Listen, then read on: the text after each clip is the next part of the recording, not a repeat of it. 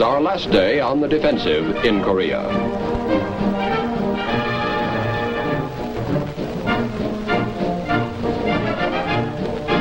In the northeast, an end run by a United Nations task force eliminates a communist threat to the Pohang Air Base.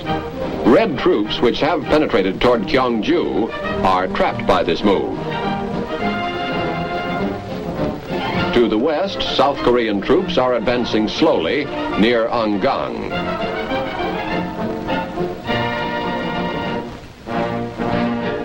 In the northwestern sector near Kasan, other Republic of Korea troops are attacking. Key to the defense of Daegu, hill positions in this northwestern sector change hands several times in bitter fighting.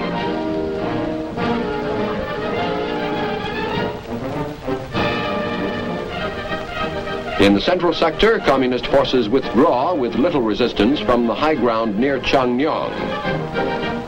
In the deep south, near Masan, several North Korean attacks are thrown back. It is the last day on the defensive.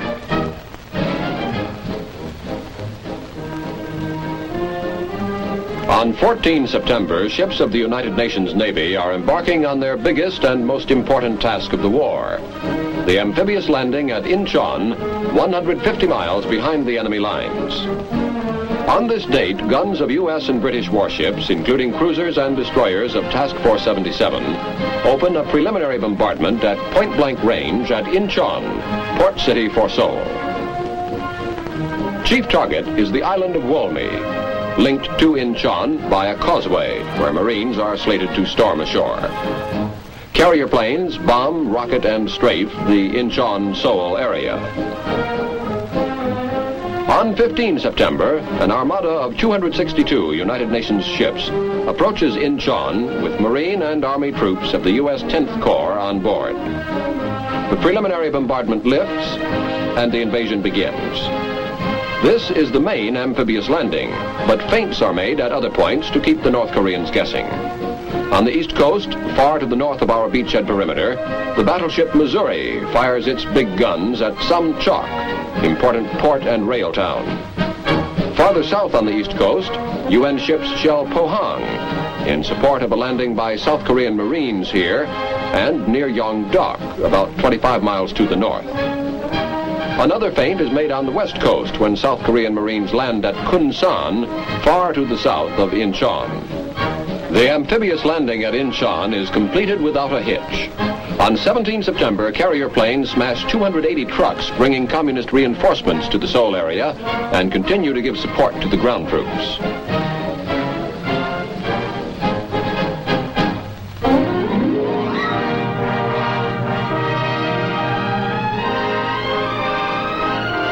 On 15 September, dawn breaks off the island of Wolmi.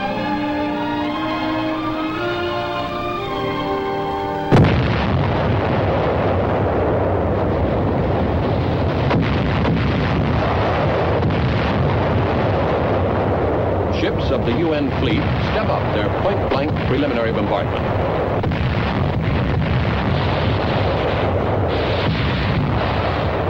Rockets join in the softening up process.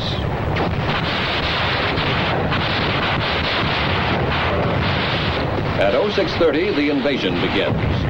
Landing craft, loaded with Marines of the 1st Division, head toward Wolmi.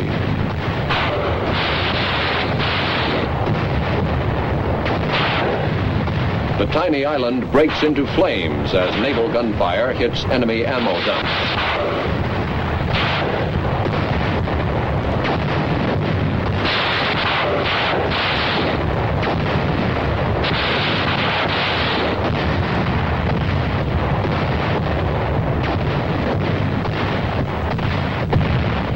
General MacArthur watches from the bridge of the flagship USS Mount McKinley.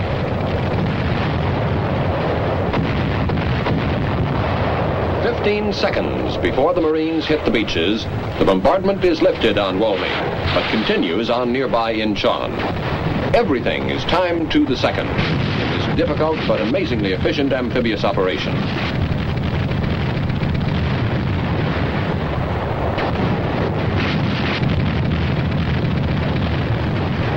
They hit the beach. Tidal conditions at Walmy are among the most difficult in the world. There is a 30-foot tide fall. At low tide, the island is surrounded by impassable mudflats. Landing craft in the first waves must be run ashore in the period 1 hour before high tide and 2 hours after. This means that troops landed in the first waves will have to stick it out alone until the next tide. Therefore, men of the first waves are completely combat loaded. No supplies or reinforcements can reach them for 11 hours. They move inland quickly but cautiously, hunting and removing mines as they go. They pass one of their own tanks. The island is still burning as they discover that resistance is only slight.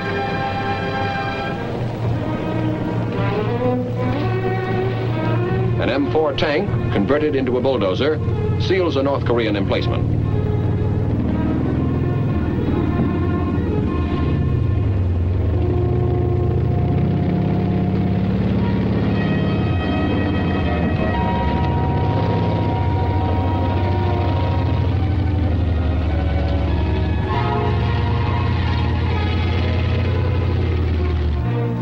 Marines clean out an enemy pocket with mortar fire.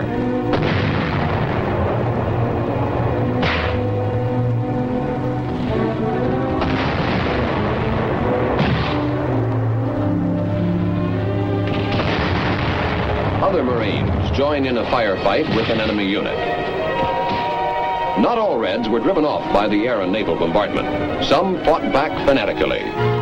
Many of those who resisted are taken prisoners. They are stripped according to Marine practice to prevent concealment of weapons.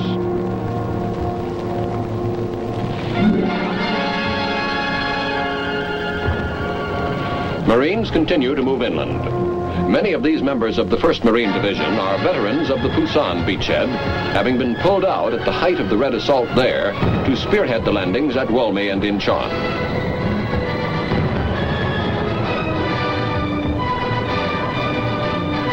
These communist troops are a little more formal in their surrender procedure as the assault on Walmy reaches the mop-up stage. North Koreans give up the fight at Green Beach. U.S. casualties are few. 58 minutes after they landed, U.S. Marines send a message to the flagship, Walmy secure. At the next high tide, they move across the causeway, which separates Walmy from Inchon, on whose beaches other Marine units also land.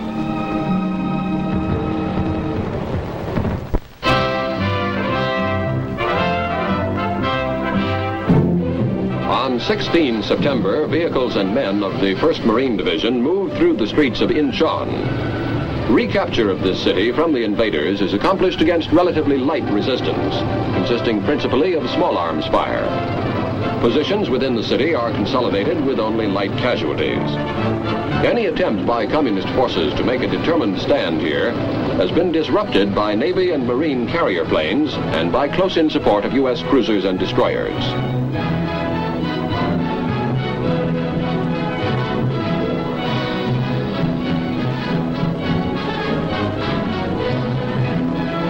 Communist captives are taken by Republic of Korea Marines, who are given the task of securing and policing the city. In their battered, burning city, residents of Inchon gather to greet UN forces who have liberated them from the communists. The city's inhabitants, many of them homeless, wave South Korean flags. This building was hit by naval shell fire. After smoldering all day, it suddenly burst into flames. South Korean civilians make a futile attempt to put out the city's fires. Inchon's water system has been destroyed, and they use buckets, pans, even dippers of water in an attempt to save what is left of their city.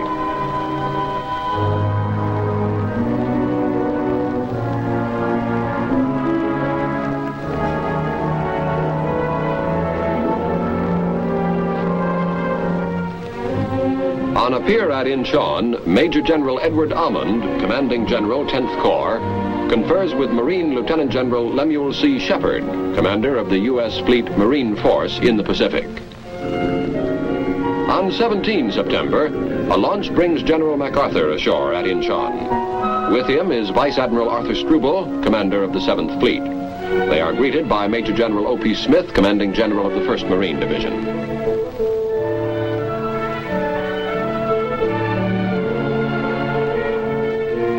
General MacArthur congratulates Brigadier General Edward A. Craig, Assistant Marine Commander, for a job well done. After a brief conference, General MacArthur and members of the invasion staff move inland on an inspection tour of the front lines. They drive past a sign which shows that U.S. troops are taking the invasion in stride.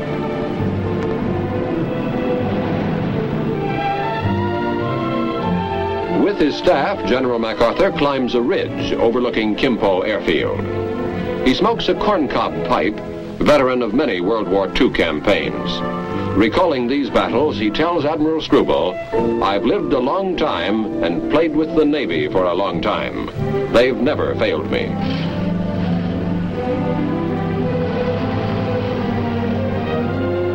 On 17 September, on the outskirts of Inchon, Marines prepare to fire multiple rocket launchers.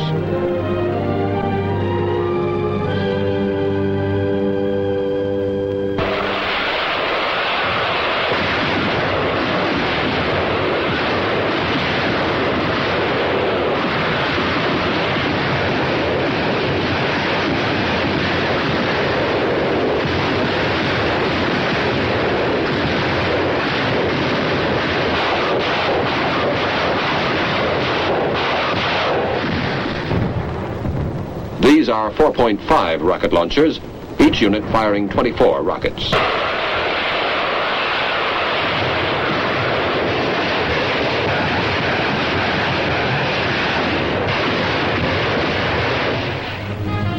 Marine tanks and troops head toward Seoul.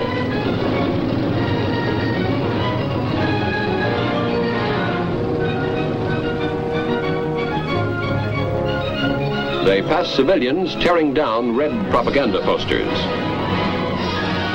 On 17 September, as South Korean patrols cross the Han River to enter the outskirts of Seoul, U.S. Marines keep pressing toward the red-occupied capital. Seoul is about 20 miles from the Inchon beachhead, and these troops face some difficult fighting before the city is retaken from the communists.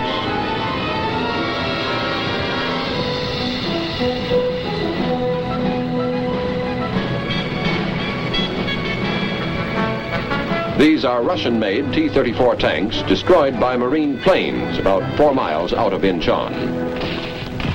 A hand grenade is tossed in a dugout where enemy snipers are hiding. Other Marines open fire with carbines and M1s.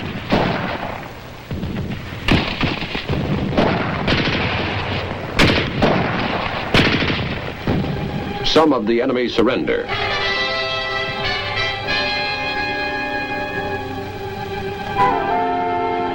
U.S. Marines keep pressing forward, north and east of Inchon, with Seoul their next objective. Communist troops find ridges and rice paddies natural barriers in which to build up pockets of resistance. This action near the Akia Hills on the road to Seoul shows elements of the 1st and 5th Marine Regiments knocking out communist positions. The village of Akia is burning in the background.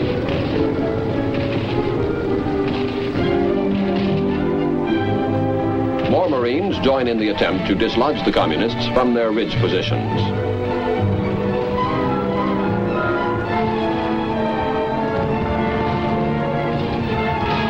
Nearby, other Marines move across a rice paddy.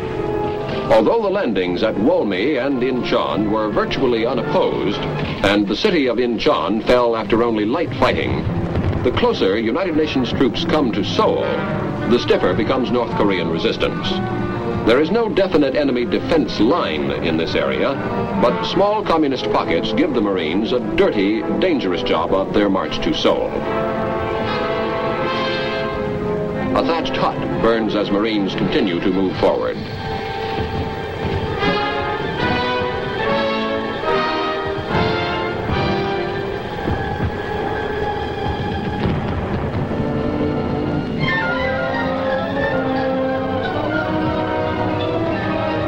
advance over a small ridge on the way to the high ground where North Koreans have established their main position in this area.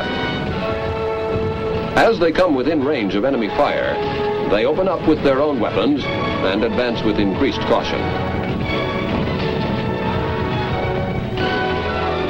They occupy a smaller ridge and direct machine gun fire on the enemy hill positions.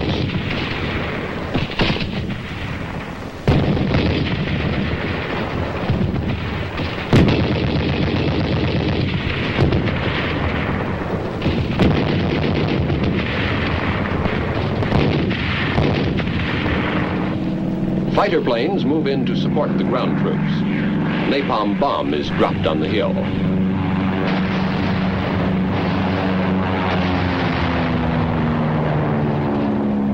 Other planes launch rockets and strafe the hillside the Marines are attacking, opening the way for the Marines to drive the enemy from their position.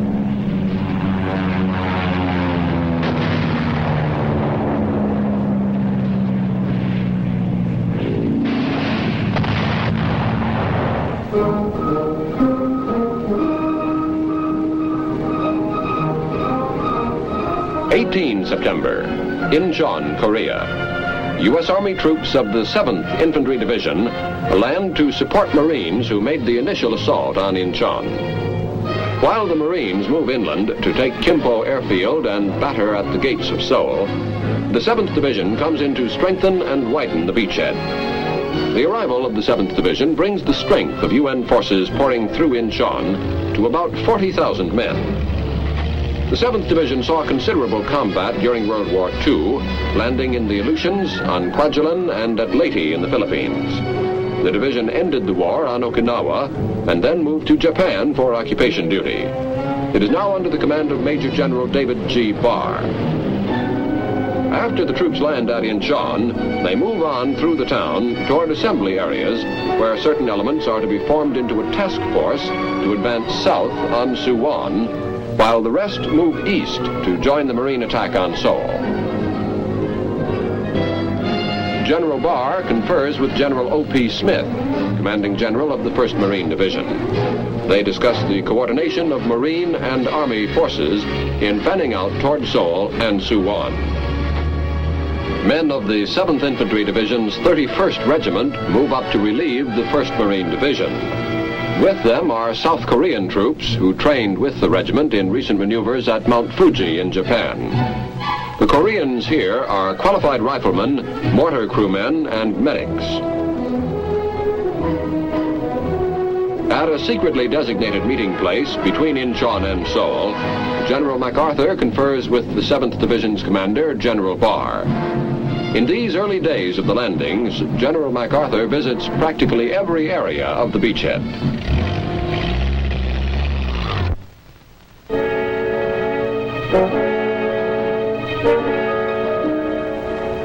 Kimpo Airfield, 18 September, after U.S. Marines have taken the field in the move east from Inchon toward Seoul. The original capture of the field was against relatively light resistance. On 17 September, 7 hours later, 2 companies of North Koreans launched a suicidal banzai charge that left the field littered with enemy dead. The Marines rest shortly after the banzai attack was repulsed. An improvised stove warms up sea rations. One of the Marines who has just been through the futile red banzai charge.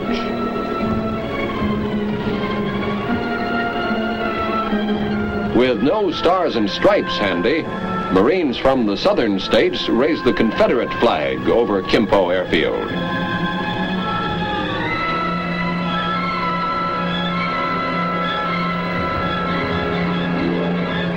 Despite the looks of this area, the Kimpo Airfield itself is not badly damaged. The enemy had relatively light weapons here, with little artillery or mortars. Although many of the hangars are burned out, the landing areas are still serviceable. Kimpo is the finest airfield in Korea. It has a 5,700-foot runway in perfect condition.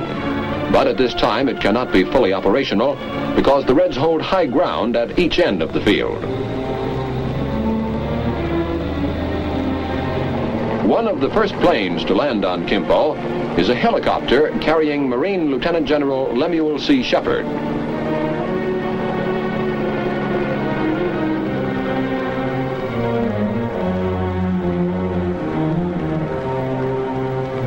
Also looking over the field shortly after its capture is Major General Earl E. Partridge, Commanding General of the 5th Air Force.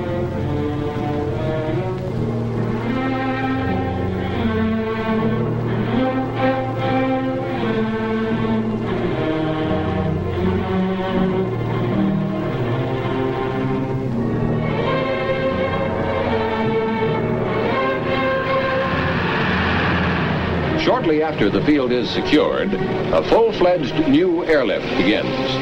Under the command of Major General William H. Tunner, former commander of the World War II airlift over the hump in Asia and of the Berlin airlift, these planes are scheduled to fly in every 8 minutes with 400 tons of critically needed supplies every day. They will fly every night as weather permits. Landing lights and ground control approach equipment is being installed. This is another example of the teamwork which has kept UN forces supplied with equipment and reinforcements in the battle of logistics. This field is about 3 hours flying time from Japan. It was a base of the U.S. 5th Air Force during the Pacific demobilization after World War II. When the Army left, Kimpo was taken over by the Civil Aeronautics Authority until its capture by the North Koreans with the fall of Seoul in the early days of this war.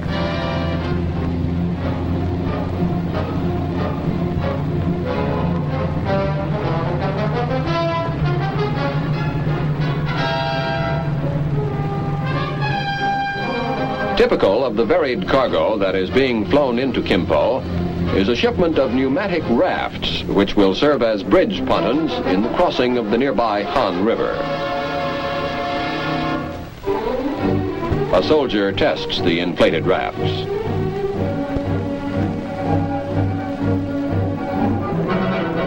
Transports heading for Kimpo with personnel.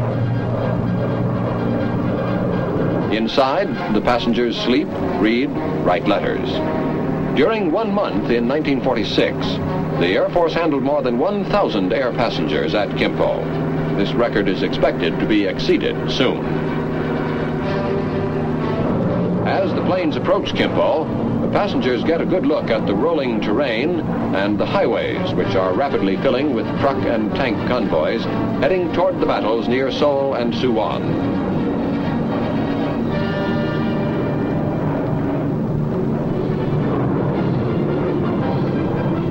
Below is the invasion fleet at Inchon, and nearby the Kimpo airfield.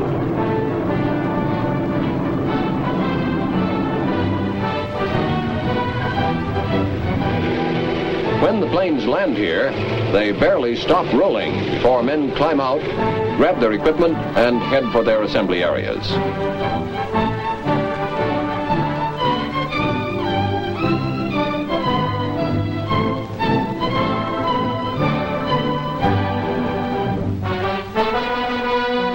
General MacArthur visits Kimpo after an inspection tour of the front.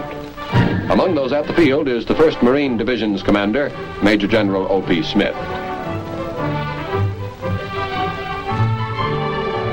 General MacArthur and Major General Almond, 10th Corps commander, discuss the quick advance over a situation map. General MacArthur had expressed complete confidence in the landing at Inchon and the capture of Kimpo and Seoul.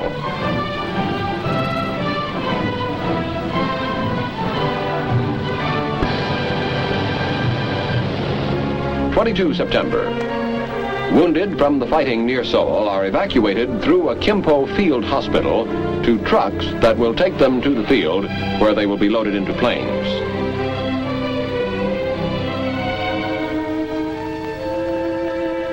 Many of the wounded here are Republic of Korea Marines arriving from Seoul, where fire is very heavy from fortified Red positions.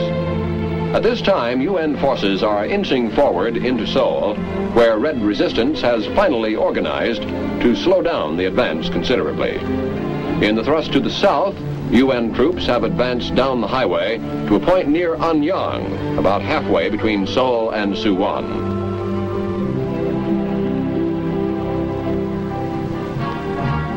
In addition to its use as a landing for transports, the Kimpo airfield soon becomes a base for fighter planes that are ranging throughout the battle area in the northwest, particularly in tactical support of the troops fighting near Seoul. This Marine plane, being loaded with 5-inch rockets and 250-pound fragmentation bombs, is an F-7F Tiger Cat night fighter. Many of these planes arrived in Okinawa the day after VJ Day, and in storage ever since, it is the first time they have seen combat. They are equipped with radar, and tonight they are being used to halt enemy concentrations moving toward Seoul. On 15 September, planes of the United States Far East Air Forces have destroyed most military-industrial targets in Korea. With the Navy's carrier planes furnishing air support for the amphibious landing at Inchon, Air Force planes concentrate on giving support to ground troops in the southern beachhead perimeter. This continues throughout the week, the object being to keep communist troops pinned down and to prevent them from moving north to reinforce enemy forces in the Seoul area. B-29s of the Far East Air Force Bomber Command hit warehouses at Daejeon and Andong. Farther north, interdiction missions are flown throughout the week to cut off reinforcements and supplies from north of the 38th parallel. The railroad tracks between Wonsan and Seoul are heavily bombed, as are all main roads and rail lines. On 18 September, the capture of Kimpo airfield is officially announced, and it becomes operational shortly thereafter. This enables the Air Force to step up its support of ground troops, its blasting of retreating communist forces, and interdiction of reinforcements being rushed to Seoul.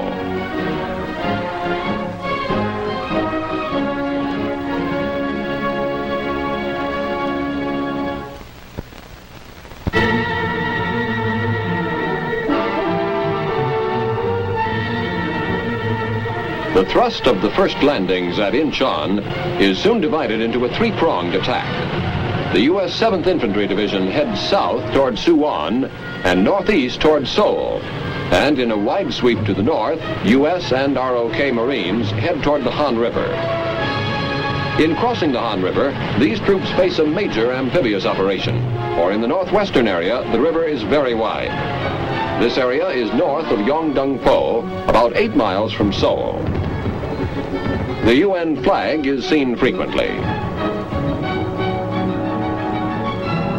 Preceded by naval bombardment from Inchon, the first night attack fails, but a dawn attack is successful, and soon the amphibious tractors are swarming across the Han River with thousands of Marines heading along this route toward Seoul. The Marines have established a 6-mile front along the river here. In this area on the north bank is the village of Haegju, which the Marines have taken. The river here twists and winds through marshland and rice paddies, and the banks are not high. The tractors find relatively easy going, and after the first tanks cross at 10 a.m., there is no further opposition, and the river crossing turns into a ferrying operation. By this time, 1 week after the landings at Inchon, the lines of attack have been established. U.S. and ROK Marines are attacking Seoul, while the U.S. 7th Division has pushed southward to take Suwon. The 7th Division is making very rapid progress, but the Marines at Seoul have run into heavy opposition.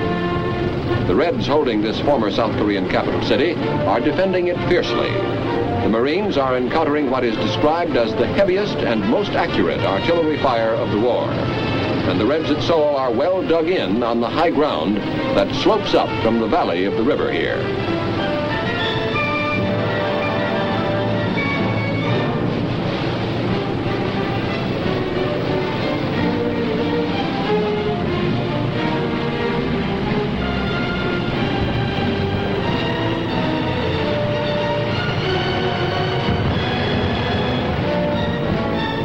Signs have been painted on some of the vehicles. Enjoy yourself. It's later than you think.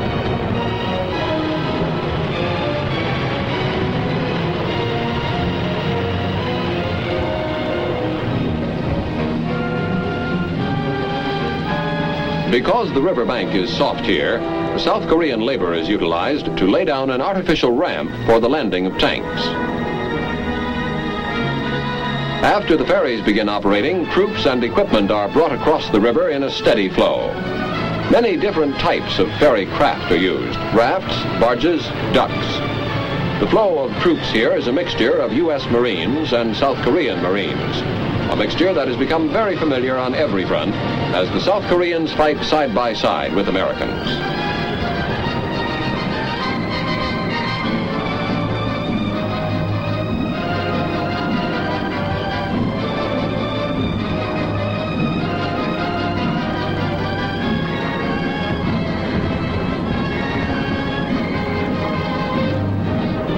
The South Korean Marine flag.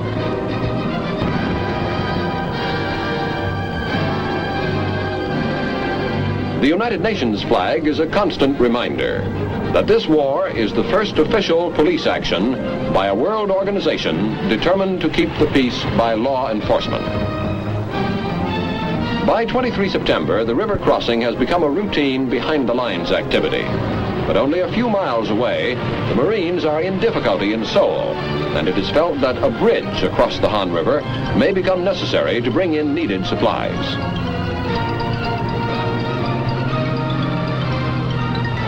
Near the Han River, the Marines are forced to hunt the Reds down like muskrats. The Reds lie prone in the knee-high rice grass, then suddenly jump up and fire. The Marines beat the bush for them. 40 Reds are killed in the hunt.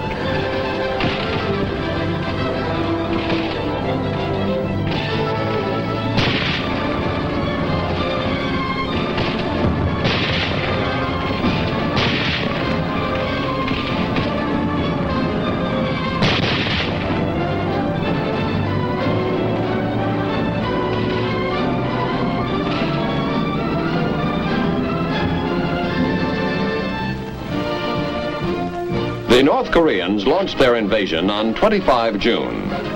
3 months later, on 25 September, United Nations troops are enclosing the rapidly disintegrating invaders in a giant pincers. It is a full-scale UN counteroffensive. UN mechanized columns plunging northwest from the Pusan beachhead have reached a point only 58 miles from our southernmost penetration in the Seoul area.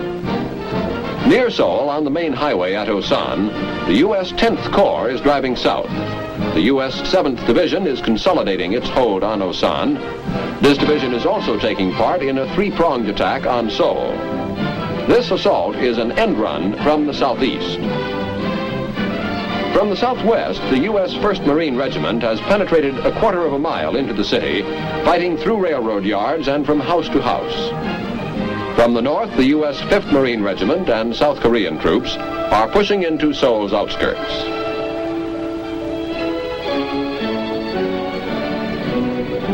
On the southern beachhead, UN troops have accomplished a major breakthrough. When the invasion was made at Inchon on 15 September, the Pusan beachhead perimeter was 150 miles to the south. Now, 10 days later, U.S. 1st Cavalry patrols have cut this gap to only 58 miles at a point 20 miles southeast of Chochiwan. All along the old beachhead perimeter, the UN forces are moving northward and westward to close the pincers and cut off the communist troops in the south.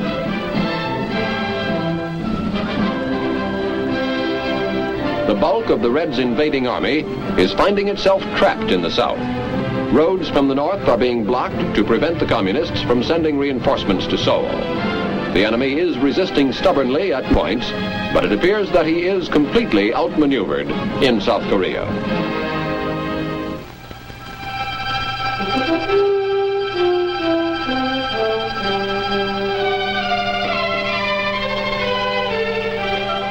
On 2 October, South Korean troops have pushed 7 miles into North Korea after crossing the 38th parallel on 1 October, 15 minutes before General MacArthur broadcast a demand for the surrender of the Communist People's Army. At this time, the crossing of the 38th parallel has been made only on the East Coast and only by South Korean troops. 4 Republic of Korea divisions are in this area, although all have not crossed the parallel on this date. The initial crossing was made by elements of the ROK 3rd Division.